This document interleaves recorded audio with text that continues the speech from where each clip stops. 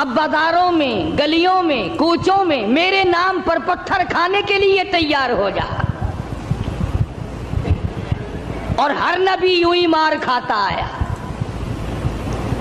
فقر و فاقہ کی زندگی گزارنا انبیاء علیہ السلام کا پیشہ ہے۔ ماہر راشد 313 ریاکشن میں خوش آمدید۔ چنانچہ مزید اسلامک بیان کے لیے ہمارے چینل کو سبسکرائب کریں۔ جزاک اللہ۔ عائشہ صدیقہ رضی اللہ تعالیٰ عنہ فرماتی ہیں میں نے حضور کے لیے جاؤ کے آٹے کی میں روٹی پکایا کرتی تھی، کبھی چھان کر نہ پکائی۔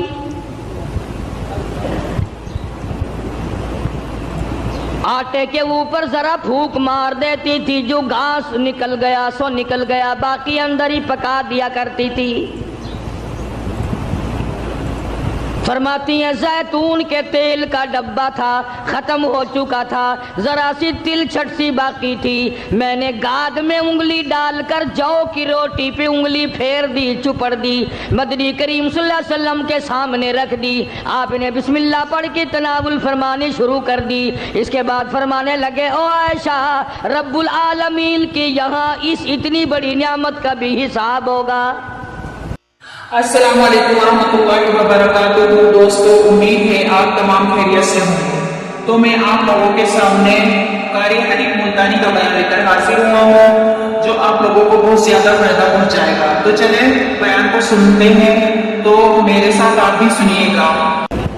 یہ سب قدرت نے اپنی طرف سے کیا۔ حضرت حاجرہ نے کہا مجھے سردی لگتی ہے، تو ایک جگہ روشنی نظر آئی تھی، فرمایا کہ میں جاتا ہوں آگ لاؤں گا یا کوئی راستہ بتانے والا ملے گا۔ جب وہاں پہنچے تو آواز آئی انی انا ربک، اے موسیٰ میں تیرا رب ہوں، یہاں آگ واگ نہیں، میں تیرا پروردگار ہوں۔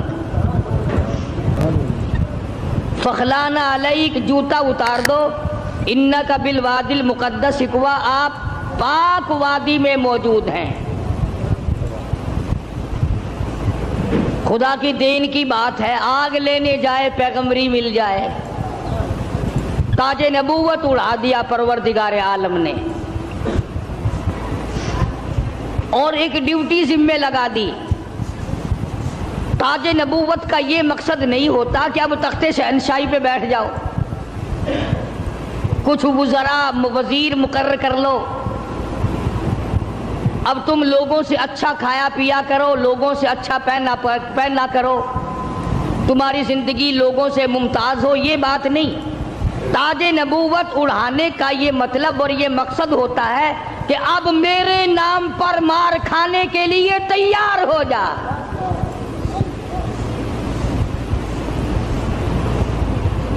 اب بازاروں میں، گلیوں میں، کوچوں میں میرے نام پر پتھر کھانے کے لیے تیار ہو جا۔ اور ہر نبی یوں ہی مار کھاتا آیا۔ فقر و فاقہ کی زندگی گزارنا انبیاء علیہ السلام کا پیشہ ہے۔ چنانچہ مدنی کریم صلی اللہ تعالی علیہ وسلم کے واقعات میں آتا، سیدہ عائشہ صدیقہ رضی اللہ تعالیٰ عنہ فرماتی ہیں میں نے حضور کے لیے جاؤ کے آٹے کی میں روٹی پکایا کرتی تھی، کبھی چھان کر نہ پکائی۔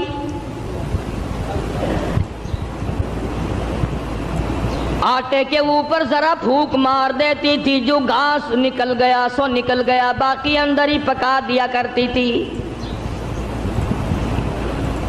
فرماتی ہیں زیتون کے تیل کا ڈبہ تھا، ختم ہو چکا تھا، ذرا سی تل چھٹ سی باقی تھی، میں نے گاد میں انگلی ڈال کر جو کی روٹی پہ انگلی پھیر دی، چپڑ دی، مدنی کریم صلی اللہ علیہ وسلم کے سامنے رکھ دی۔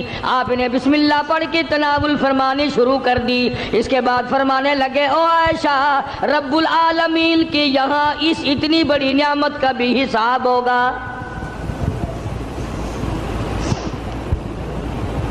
تو بتانا یہ چاہتا تھا کہ تاج نبوت اڑانے کا یہ مقصد ہرگز نہیں ہوتا. اب تخت شہنشاہی تمہیں ملے گا, اب دولت کی تم مالک بن جاؤ گے, اب رقبے کے مالک بن جاؤ گے, اب لوگوں کے حکمران بن جاؤ گے. بلکہ نہیں, تاج نبوت صرف اس لیے اڑایا جاتا ہے, اب تو تمہارا پکا یہی کام ہوگا, زبان تیری ہوگی, نام میرا ہوگا, پتھر لوگوں کے ہوں گے, مار کھاتے جانا.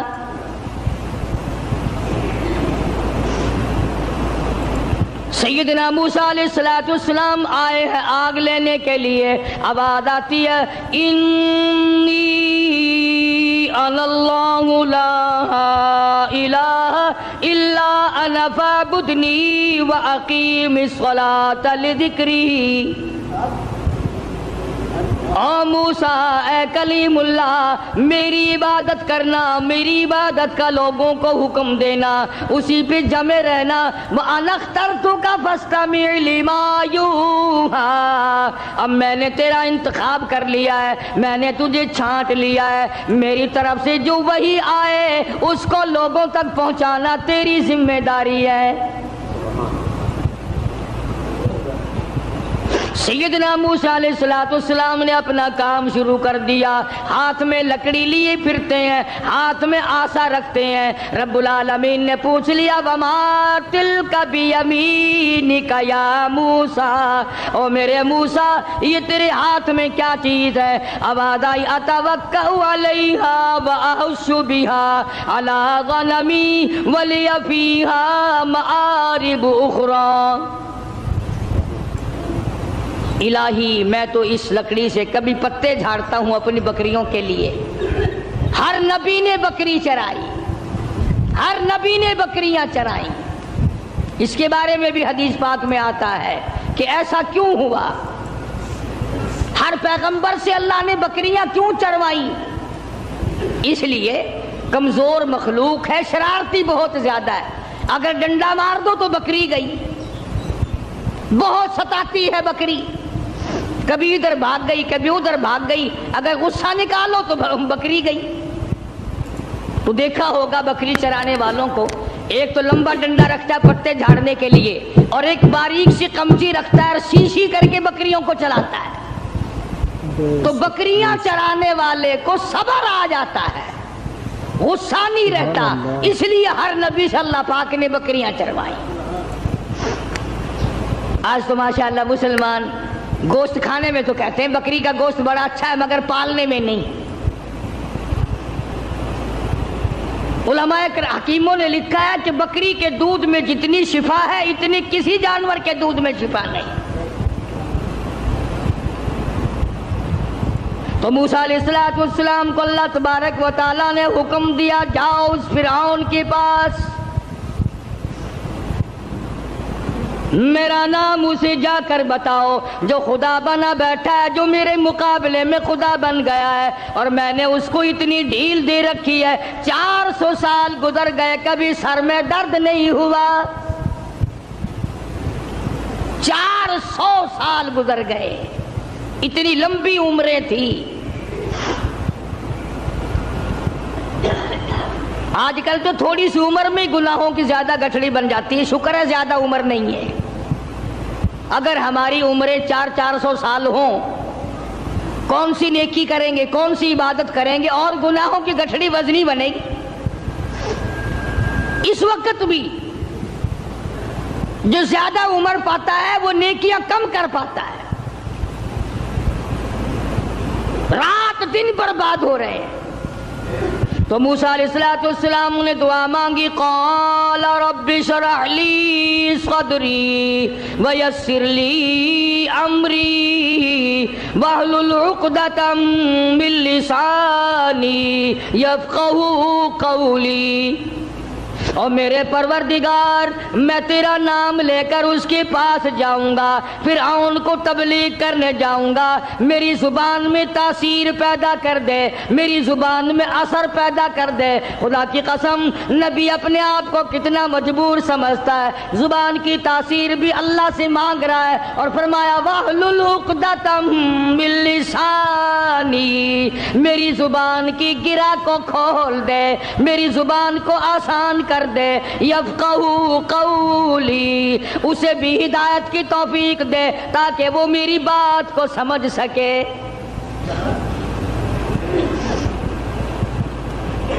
کبھی ہم نے بھی دعا مانگی، الہی وہ زبان دے جس سے مجھے مانگنا آ جائے، جس زبان میں تاثیر ہو، تیرے نام لینے کی توفیق ہو۔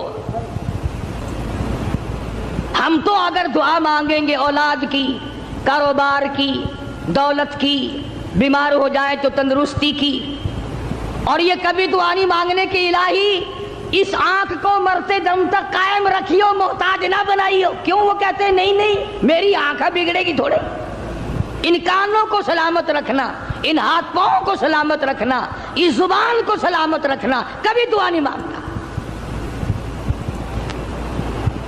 فرمایا وَجَعَلْ لِي وَزِيرًا مِّنْ أَهْلِي ہارون، میرے پروردگار میرے بھائی ہارون علیہ السلام کو میرا حمایتی بنا دے،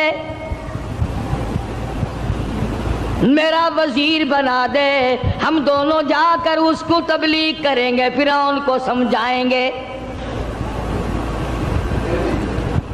وَجَعَلْ لِي وَزِيرًا مِّنْ أَهْلِي هَارُونَ أَخِشْدُدْ بِهِ أَزْرِي وَأَشْرِكْهُ فِي أَمْرِي كَيْ نُسَبِّحَكَ كَثِيرًا وَنَذْكُرَكَ كَثِيرًا إِنَّكَ كُنتَ بِنَا بَصِيرًا۔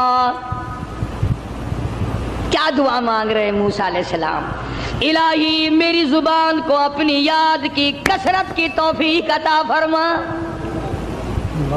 میری زبان عادی بن جائے تیری یاد کی، رات کو تجھے یاد کروں، دن کو تجھے یاد کروں، صبح و شام تجھے یاد کروں، زبان میری ہو، نام تیرا ہو، دل میرا ہو، یاد تیری ہو، یوں ہی مر جاؤں۔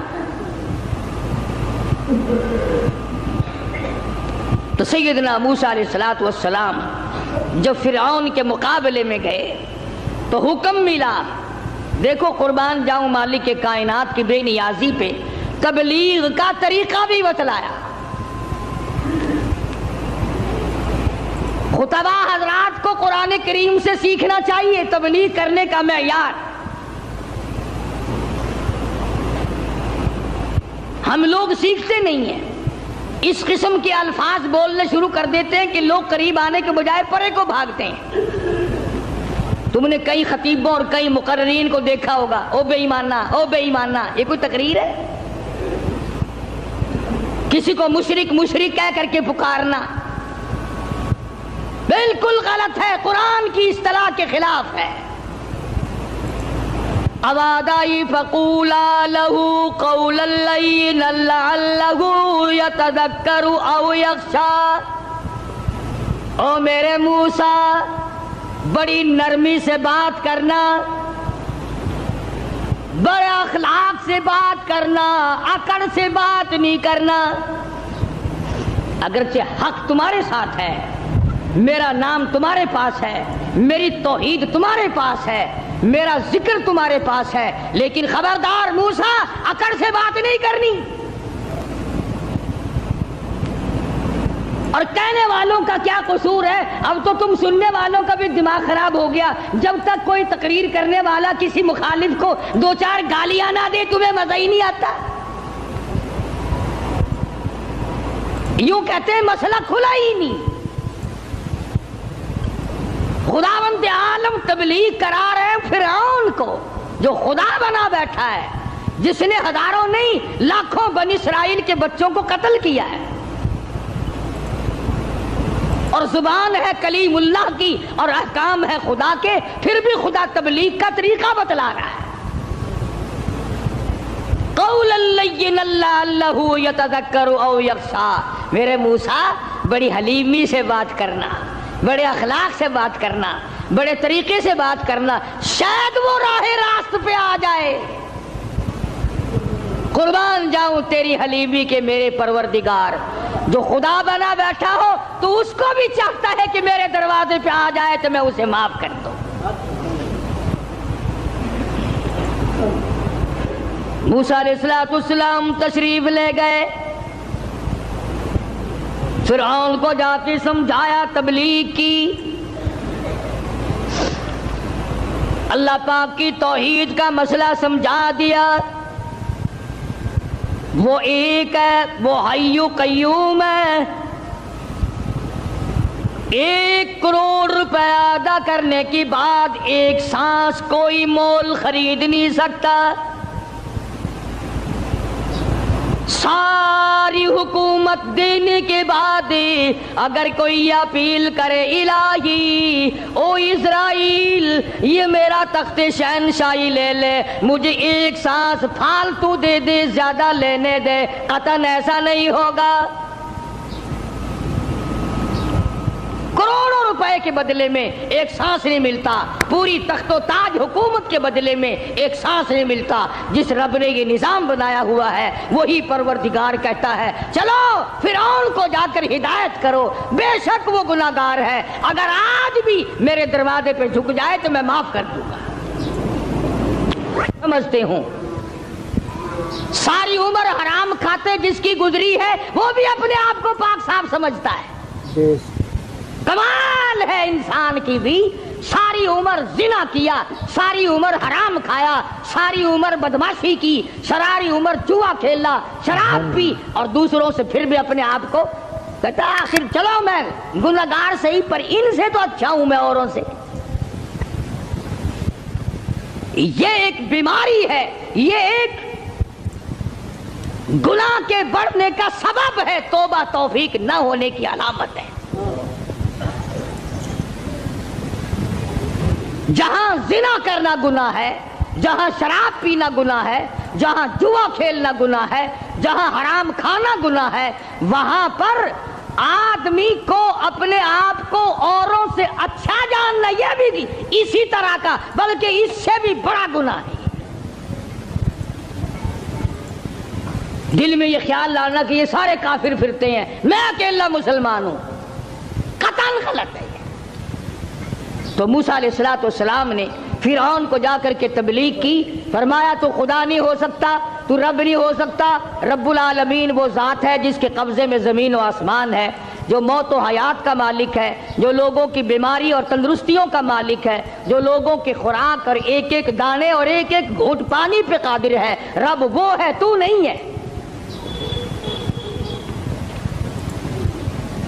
اب فرعون کہنے لگا کہ اچھا تو صحیح خدا کا نمائندہ ہے، مقابلہ کر میری ساتھ، مقابلہ کر میری ساتھ۔ چنانچہ فرعون نے جادوگر بلائے، اس زمانے میں جادو کا بڑا زور تھا، جادو کا بہت ہی لوگوں میں طریقہ کار تھا، طرح طرح کے جادو کیا کرتے تھے۔ تو فرعون نے اپنے جادوگر بلائے، انہوں نے میدان میں رسیاں ڈال دی، رسیاں ڈال دی، جب انہوں نے جادو کیا تو وہ سارے سانپ بن گئے، رسیوں کے سانپ بنا دیے جادوگروں نے۔ موسیٰ علیہ السلام بڑے حیران ہوئے، اب جادو پیغمبر کی تعلیم تو نہیں، خدا کی تعلیم بھی نہیں، کلام الہی اللہ کی تعلیم ہے، جادو شیطان کی تعلیم ہے، جادو شیطان کی تعلیم ہے، کلام اللہ کی تعلیم ہے، تو مقابلہ ہے کلام کا اور شیطان کا۔ تو شیطان کے کلام سے انہوں نے جادوگروں نے رسیوں کے سانپ بنا دیے۔ اب موسیٰ علیہ السلام حیران کھڑے ہیں کہ اب میں کیا کروں؟ آواز آئی قال القها یا موسیٰ، قال القها یا موسیٰ، اے میرے موسیٰ یہ جو ہاتھ میں آسا لیے کھڑے ہو، جو لکڑی لیے کھڑے ہو، اسے زمین پہ ڈالو۔ یہ جو تمہارے ہاتھ میں لکڑی ہے، یہ جو آسا ہے، اس کو زمین پہ ڈالو۔ انہوں نے زمین پہ ڈال دیا، فرمایا فَأَلْقَاهَا فَإِذَا هِيَ حَيَّةٌ تَسْعَىٰ۔ وہ موسیٰ علیہ السلام کا جو آسا تھا، جو لکڑی تھی، وہ بہت بڑا اژدہا بن گیا۔ फिरौन भी देख रहा था, फिरौनी भी देख रहे थे, बड़ी मखलूक थी। और ऐसे मौके पर तो और भी लोग ज्यादा आ जाते हैं। आज अगर तुम शहर में जाके ये कह दो ना कि आज वहां कारी हनीफ की मस्जिद में मुनाजरा होगा, फिर देखो सारे भागते ही हुए आओगे यहाँ। तो गोया मुकाबला है मूसा अलैहिस्सलाम और फिरौन का, तो खलकत बड़ी आई हुई है। फिरौन के जादूगरों ने जब वो रस्सियों के सांप बनाए तो मूसा अलैहिस्सलाम को अल्लाह पाक ने हुक्म दिया कि आप अपना आसा डाल दें। जब आसा डाला तो वो सबसे बड़ा सांप बन गया और वो जादूगरों के जितने बनाए हुए छोटे छोटे सांप थे उन सब को खा गया फिर वो।